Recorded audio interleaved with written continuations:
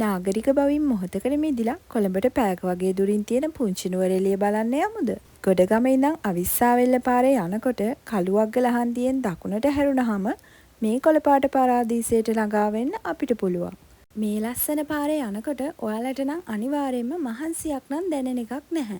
බලන්නකො මේ වතුර පාර ගලාගෙන යන ලස්සන. මේ කොළපාට ලෝකයේ මැදින් ටිකක් දුර ගෙවලා අද අපි මේ ඇවිල්ලා ඉන්නේ සීතාවක බොටනිකල් ගාඩන් එක බලන්න. කොළඹට කිට්ටුව මේ තරම් ලස්සන තැනක් තියෙනවා කියලා ඔයාලත් දැනගෙන හිටියද? මුලින්ම ඔයාලට මෙන්න මේ ටිකට් කවුන්ටර් එකෙන් පුංචි ටිකට් එකක් අරගෙන තමයි ඇතුළට යන්න වෙන්නේ. හංස බෝට්ටු පදින්න යනවා නම් ඔයාලට මෙතනින්ම තමයි ඒකටත් ටිකට් අරගන්න වෙන්නේ. ඊට පස්සේ ඔයාලට මෙන්න මෙතන තියෙන කැන්ටින් එකෙන් ඔයාලගේ හෙල්මට්, ගමන් මළු තියලා යන්න පුළුවන්. ඒ වගේම ඔයාලට ඕනි කෑම බීමත් මෙතනින් ගන්න පුළුවන්. කාර්යබහුලත්වයෙන් මොහොතකට මිදිලා අපි මේ ආපු හරිත ලෝකයේ අපේ හිතට මොනතරම් සැනසීමක් අරගෙන එනවද කියලා බලන්නකෝ. මේ සුන්දරත්වය විඳින්න නම් ඔයා අනිවාර්යයෙන්ම මෙතනට එන්නම ඕනේ. එයත් එක්ක හංස බෝට්ටුවක රවුමක් යමුද? බලන්නකෝ අපිට මේ හම්බුනේ යාළුවෝ දෙන්න කවුද කියලා. ඔයාලටම පේනවා ඇතිනේ මම මෙහෙට පුංචි නුවරඑළිය කිව්වේ මොකද කියලා. මෙහි ඒ තරම්ම ලස්සනයි. බලන්නකෝ මල් පිපිලා තියෙන ලස්සන. ටික වෙලාවක් යනකොට අපිට ආපු පුංචි බඩගින්නට මෙන්න මේවත් අපි කෑවා. පාක් එක ඇතුළට ඔයාලා පොලිතින් අරගෙන යනවා නම් අනිවාර්යයෙන්ම ආපහු ඒවා අරගෙන එන්න මතක තියාගන්න. දැන් තමයි අපි මේ පාක් එකේ ලස්සනම තැනට යන්න හදන්නේ. ලස්සන රුක්කු යනක් මැදින් පුංචි හයික් එකකුත් ගිහිල්ලා ඔන්න දැන් අපි ආවා වී පොයින්ට් එක ගාවට. ඔයාලත් මේ ලස්සන බලලම ඉන්නකෝ.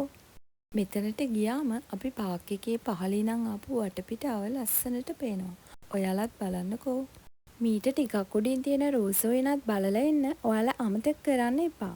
අපිට මේ පාර එක කැප්චර් කරගන්න නම් බැරි වුණා. මේ වටපිටාවේ ලස්සන බලන්නකෝ. මේ පරිසරය අපේ හිත කොච්චරනම් නිවනවද? ඈතින් පේන කඳු යාය මෙතනට වෙනමම ලස්සනක් එකතු කරලා තියෙනවා. මම දැකපු විදිහට නම් මෙහි ගොඩක් ඇවිල්ලා ඉන්නේ කපල්ස් තමයි. මේ තැන්වලට ගියා වගේම මේ පරිසරය මේ විදිහටම ආරක්ෂා කරගන්න එකත් අපේ වගකීමක්. අද නිවාඩු දවසක් නිසා ගොඩක් අය මෙහෙට ඇවිල්ලා හිටියා. මෙන්න මෙතන තිබුණ ලස්සනත් එක්ක මට නම් මෙතනින් එන්න හිතුනේම නැහැ. ෆොටෝස් ටිකකුත් අරගෙන අපි ඉතින් වැවරවුමි ටිකක් ඇවිද්දා.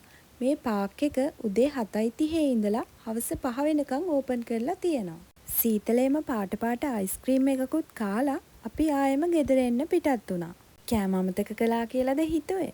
මේ අතරමඟ නාන්න තියෙන තැනක නතර කරලා ගෙදරින් හදාගෙන ආපු කෑම එකත් කාලා අපි ඉතින් ආයෙ ගෙදර එන්න පිටත් වුණා.